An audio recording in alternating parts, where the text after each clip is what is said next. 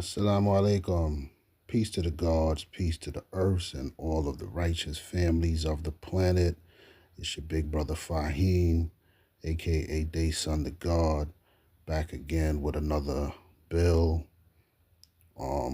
This is just a discussion, basically. Just on YouTube this morning and just looking through, scrolling through my timeline, and we still dealing with the conversation about hip hop, you know, and Busta Rhymes actually had some input. He kind of changed it up a little bit from what he said before. He kind of moved the goalpost a little bit, because before it was just uh, black people in Jamaica. It was Jamaicans that started hip hop, alongside Hispanics in New York, or Puerto Ricans, the Boricuas. This is where the foundation of hip hop started. He just completely skipped over black Americans, who ancestors were here in America, ever since the slave trade, the transatlantic slave trade, and even beyond the transatlantic slave trade, whose ancestry goes all the way back, to ancient times here in America. He completely skips over that and just says, it was Caribbean blacks and the Boricuas, that pretty much started hip hop. But in another recent interview, I was listening again this morning. Again, he moved the goalpost a little bit, and he kind of not really so much doubled down on what he was saying about Jamaicans, but he kind of took that out of it, and he was just saying basically that it's all from Africa, you know, uh, and it's African music, and he gave an example of one of his songs, and matter of fact, I'm gonna play the clip so we can listen to it, and then I can give you my assessment. This is what Busta Rhymes says, and I kind of feel like he's coattailing off of me, Professor Griff, and what we said, about the rhythms and the drums and the coming from Africa or the continent of Africa. He kind of but let me let you hear what he says. Let's play what Busta Rhymes says, and then we'll come back. Is a culture that has been born based on it being attributed to the origin, which is Africa. The origin. That's right. All right, so now, how about the rhythm? When I say the flow, my flows with the way I spit, put your hands where my eyes can see. Hit you with no delaying, so what you singing, yo? Silly with the 9 milli with the dilly, yo. So that's on a rhythm level, right? It's Africa rhythm. All right, let's take it further. When you do a bongo,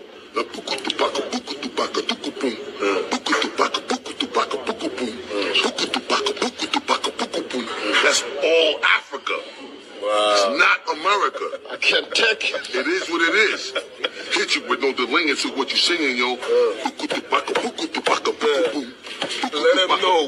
Let him know. I'm taking it always back to the origin. So, I'm not here to argue. I'm not here to dispute the truth.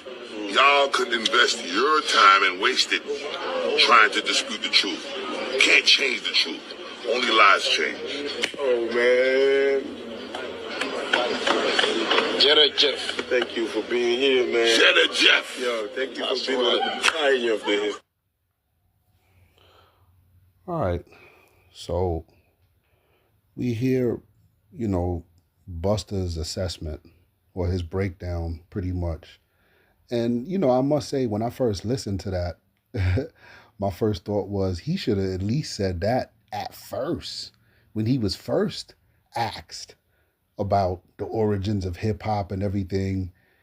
If he would have said that at first, at least it would have been more plausible versus saying Jamaicans, started hip hop music, rap music. That what he said just then sound a little bit more plausible. So let me break it down.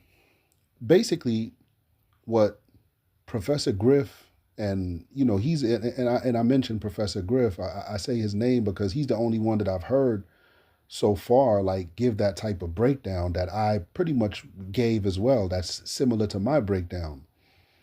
At the end of the day, Buster is it's like a half truth. And I'm going to explain what I mean when I say he's telling a half truth. Because, okay, put your hands where my eyes can see, right? Okay, that was one of Buster's songs. But Buster, what about all of your other songs that didn't have African type beats to them? I mean, you did songs that were like R&B, like you did a song. I remember, what was that one that, with Janet Jackson? Gotta make your body, gotta make, I mean, Busta, now, he's very talented. Granted, he's a talented brother, you know what I'm saying? Because he's able to come out and have all kind of different flows and stuff. But Busta, this is the part that you're missing. Hip hop didn't only have African type of beats. Again, there was funk, there was rhythm and blues, there was, different type of jazz sounds. There was different types of, all of these different type of melodic sounds, Buster. MCs, a rapper raps to that. A dancer can make up dances to do hip hop dances to that type of music. You're putting hip hop in a small box. Hip hop is not in a small box, Buster. It's universal. The early rappers, when they were rapping, yeah, they may have had some of the, James Brown type of beats, and we can hear the African drum or that beat in there. But when you look at the early rappers and a lot of what they were rapping about and the way they were rapping, what in Africa can you show me that's similar to that? This is what makes it uniquely a New York City or Black American thing. I heard Melly Mel mention or say something to the effect that hip hop started in the Bronx by Bronx people, only Bronx people. Melly Mel must be young, because what I'm learning in my, I'm in my early 50s. I'm 52 years old. I'm a 1972 baby, so I'm too young. And this is one of the reasons why I grew up listening to the narrative that hip hop started in the Bronx in the mid 70s or late 70s rather, like 77, 78, 79, Cedric Ave. This is where the first hip hop jam took place. These were the first DJs. These were the first MCs. These were the first, but now we're coming to find out that that's not true. There were people that preceded people in the Bronx doing hip hop. Hip hop was done all over New York City. It's a New York City thing. People in New York City comprised of, and I'm talking about the youth now, back in the days, they comprised of Hispanic youth, which were mostly Puerto Ricans, because they were the first ones pretty much, other than our Cuban brothers. Puerto Ricans or the Boricuas was probably the first Hispanic group to start hanging with Black Americans. Afro-Americans, African-Americans, whatever you choose to call us. They were probably the first ones to start hanging with us. A lot of Dominicans and others kind of like, pushed back a little bit. They didn't really be around Black people like that or like to be associated with them. But Puerto Ricans and Cubans, they were probably like the first ones to mix and mingle in with Black people during the early and mid 70s. Because as we know, in the early 70s, these two groups were completely separate from each other. And I'm talking like around the time I was born in 1972, 1973. These groups were separate. We were all living in New York City, whether you were in Brooklyn, whether you was in the Bronx, whether you was in Queens, whether you was in Staten Island, Long Island, Mount Vernon, up north, upstate, wherever you were at. But primarily in the city, in the metro area, Hispanic people had their parties and they were playing their type of music. Black Americans, we had our music and we were doing our thing. Now, the ones who mixed and mingled with us, likewise, well, they were doing what we were doing. They didn't come over to us with their type of rhythm or their type of sound or their type of.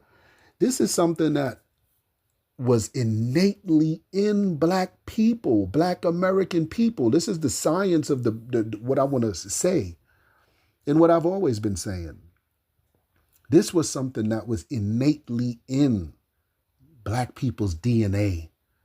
It was in our genes, the music, the rhythm, the beat. Remember, Buster, slavery destroys your argument because remember, the white man, anywhere he heard you speaking any of the Aboriginal languages, whether it was from more for the continent of Africa or anywhere, if he heard you speaking anything outside of a European English that he was speaking, broken English over here in America, what we speak now, but if he heard you speaking anything outside of that, you were reprimanded, you were punished, you were probably lashed, or what they used to say back then, you were flogged. You get floggings. Or in the West Indies, how they say you get licks. You get some licks, right? So the white man was very, very, very strategic in what he did, hiding that music, hiding those drums. The white man didn't allow you to keep your drum when you came over here. No, but somehow Black Americans, we created drums. Even after the white man brought us over here and had us over here for 250, 300 years without learning how to read or write or do anything for ourselves, just innately in us. It's just in our DNA. We created drums. We created instruments to make sounds. And we began making sounds. This is what hip hop is. It's whatever's around you. It's almost like African martial arts. African martial arts, anything around you can be used as a weapon. If I'm fighting someone, anything. So hip hop is the same thing. Anything could be used as an instrument. We made drums. We made all kind of different things to create sound. Once we did that now, the language we were using was not African. It had nothing to do with Africa. It was a European language that we were using. A broken European language at that. Black Americans didn't speak proper English. We spoke a broken English. The white man came over here from Europe speaking his proper, quote unquote, proper English. But we couldn't speak proper, certain words like master. We couldn't say master. We say massa. Like to give you an example, we couldn't say chitterlings. We say chitlins. Is that right? So we spoke a broken English. So hip hop, rap music is from a broken African type of language, not a language, but a broken African soul or spirit. This is what we were. We were broken. The white man broke us, bringing us over here, taking us away from our name, our language, our culture, our God, our religion, our everything. But this is the point that I always make.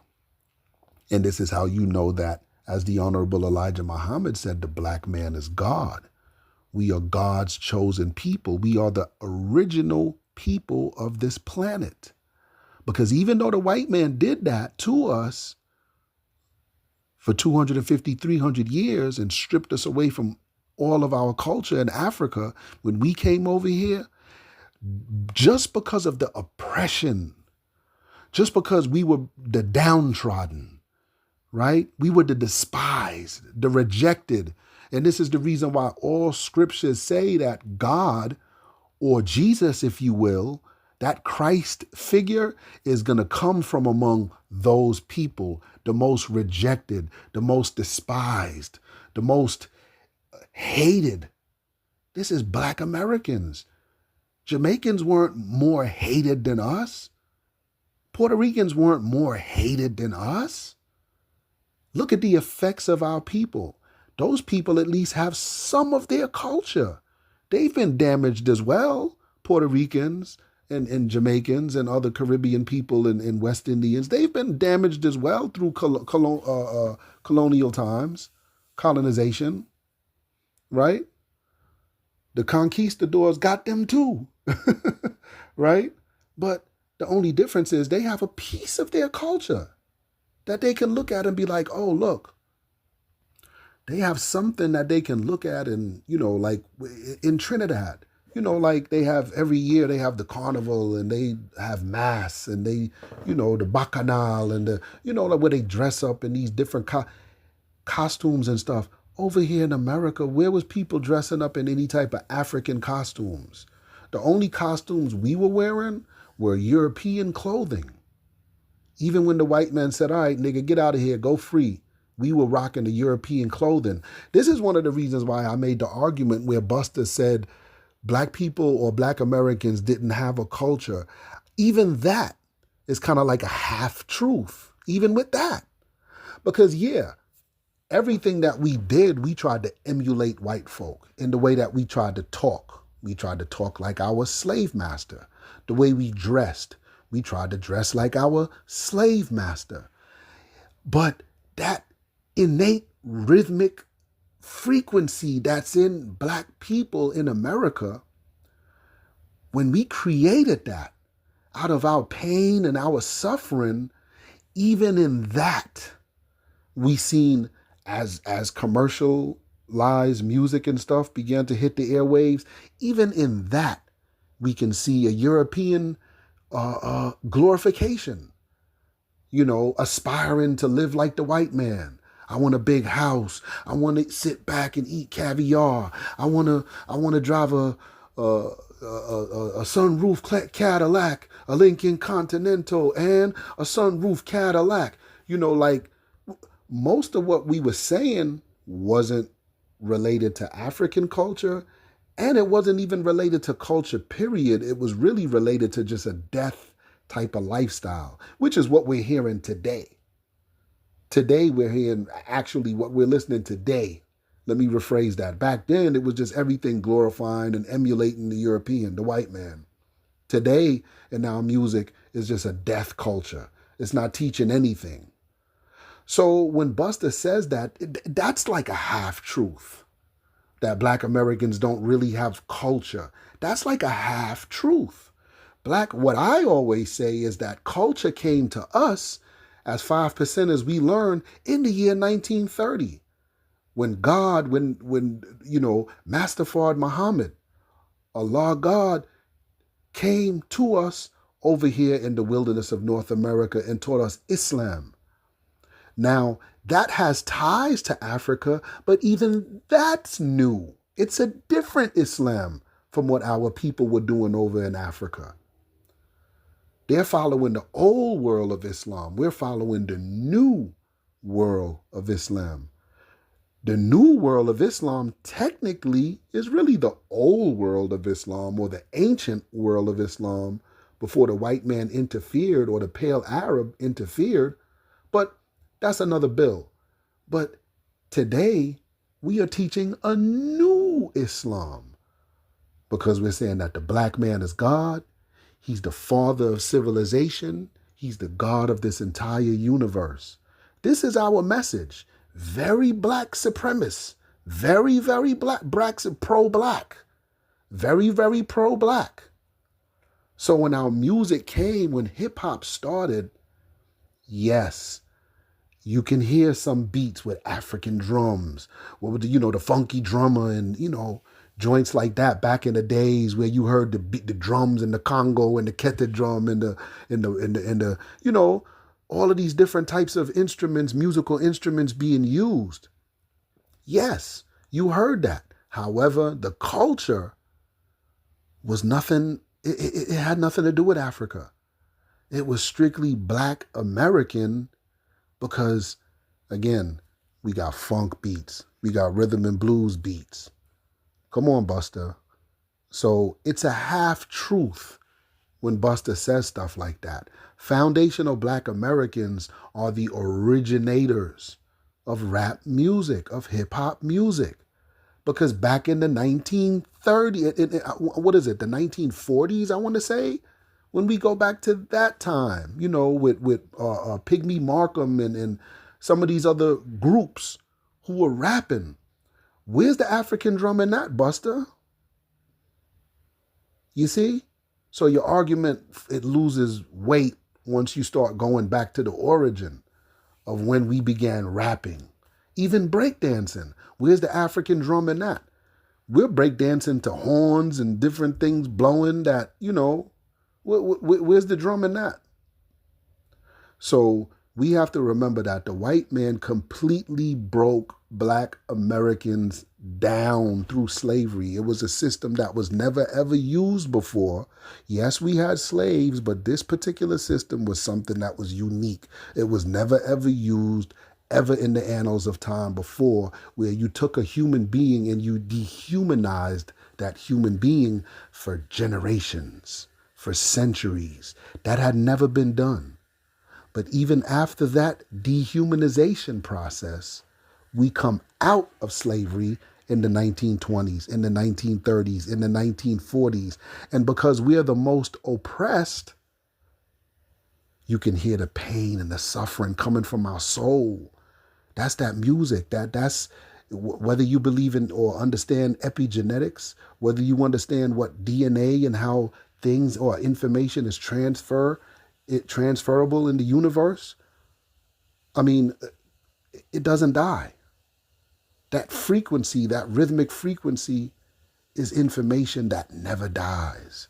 So even if the white man destroys it for 100 years or 200 years or 300 years, just for the simple fact that he's oppressing us naturally, because black people came with the universe and we came with this planet Earth, naturally that rhythmic frequency is always going to be in us. You could take the drums away for 200-300 years. Guess what? It's still going to be there. You can't get rid of it. It's always going to be in us innately. So, again, my brother Busta Rhymes and Pete Rock and Fat Joe and just all of my hip hop brethren, y'all really need to check out Tariq Nasheed's movie, Microphone Check.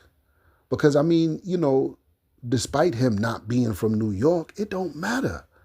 He's a researcher. The way he researched and dug up information and dug up old clips and stuff from entertainers and stuff from back as far as 1930 and up to today, clearly we can see that hip-hop, rap music is strictly African American, strictly Black American, strictly foundational Black American. There's no denying that in no way, shape, or form.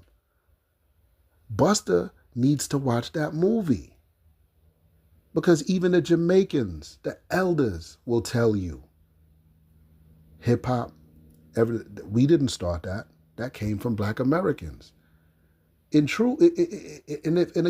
you want to be technical about it, as a foundational Black American, we can come out and say, hey, we created reggae music, according to your elders, because all of your elders are saying that prior to reggae, prior to ska and mentor and all of these different, older forms of music y'all had, before y'all had any of that, as soon as broadcast radio was a thing, and people not only in America, but around the world, throughout the Caribbean and around the world, can listen to music, you were listening to Black Americans. And this is what all of the elders say. They say back as early as the 1950s, the mid and late 50s. These brothers said that we was listening to rhythm and blues. We was listening to Fats Domino. We was listening to, B.B. King. We was listening to, all of these old artists. And we was trying to sing like them. We was trying to emulate some of the dance moves and stuff. If we seen them on a live, show or whatever, and they, but he said at one point we came to the realization that, wait a minute, we acting too much like Black Americans, too much like, the Yankee boy them. We acting too much like them. Yo, we can create our own thing. You know what I'm saying? So when they came to that mindset, this is the birth of the reggae and the ska and all of the other music that you hear in Jamaica today. This is an actual fact. But somehow the history's gotten so twisted and contorted, and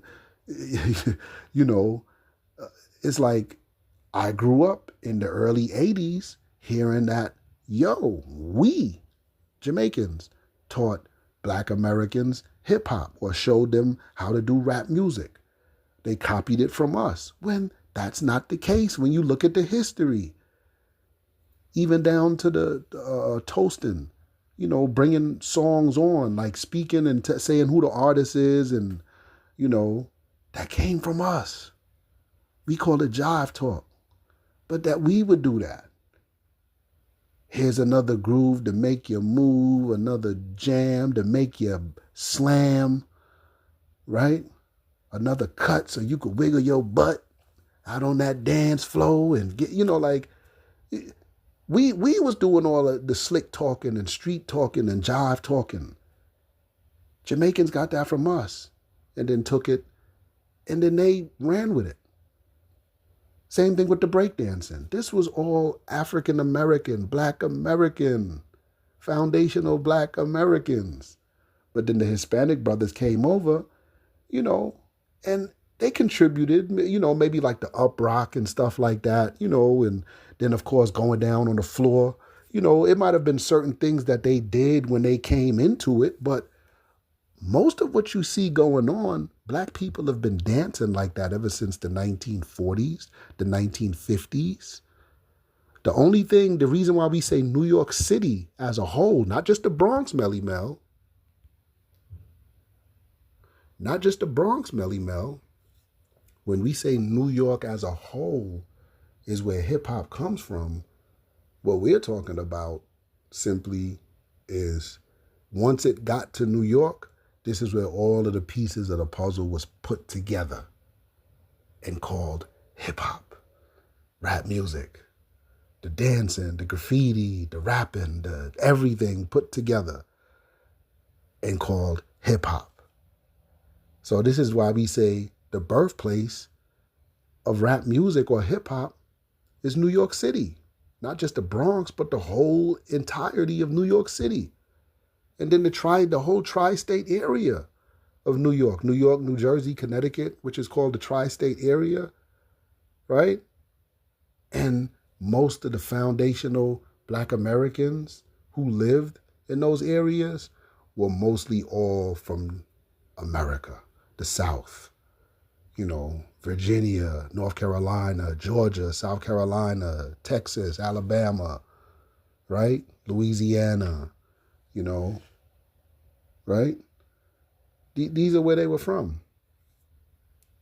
And they just moved up to the major cities in the North, of course, as the Great Migration back then, they called it, for better job opportunities, to make more money.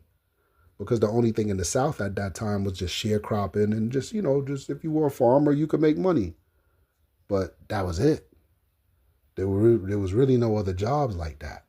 And every Black person didn't own a vehicle back then. Just like every Black person didn't even have a television back then. So a lot of people just listened to radio and stuff like that. They would try to go up north. And this is where you get the foundational Black Americans. People that were here, again, since the transatlantic slave trade and beyond, right? Because we had a good bit of Black people over here, Asiatic Black people over here, prior to the white man coming over here bringing slaves. There is a certain thing as slave ships. I just wanted to throw that in there for my people who say, oh, well, I don't see not one ship in a museum. Or the transatlantic slave trade did exist. For whoever, believes that. It did exist. In fact, there's a famous court case which they made a movie called The Amistad, where they documented an actual ship that was brought from Africa, a French ship coming over, and the prisoners aboard that ship, who they took into custody or hostage rather, not even prisoners, but the prisoners of war rather, you know, they fought back, and that case went before the Supreme Court. You know, I mean, this is documented. For people that no slave ship existed. I don't, that's one for you. But again, these black Americans were here prior to the white man bringing our people over here. So that's who I'm talking about. When we say foundational black Americans, the ones who were over here prior to the white man coming bringing slaves, and the ones who he brought over here as slaves, and that have been over here for the last 300-400 years. Those are the foundational black Americans who are the founders of hip hop music. So that's just my little take on it. Again, I would hope my brother Busta Rhymes and Fat Joe and some of them, check out, Tariq Nasheed's documentary, man. This movie is beautiful, man. A lot of history in there. A lot of history. You can't be biased to the history, Busta. Like you said, once the truth comes out, you can't be biased because this is truth. This is the true history. So it's either you take it or you let it alone. And with that being said, I'll leave it right there. And I'll leave the people as I came in the greeting words of peace. We say it in the Arabic language. Assalamu alaikum.